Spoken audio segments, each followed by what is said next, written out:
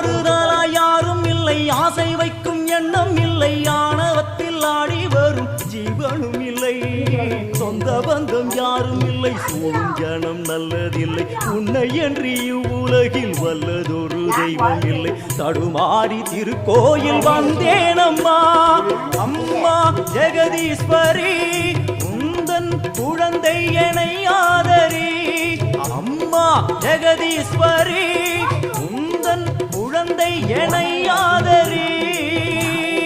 நீ வந்து தாயாக என்னை தாங்கணும், உன் மடி மீது தலை வைத்து நான் ஏங்கணும்.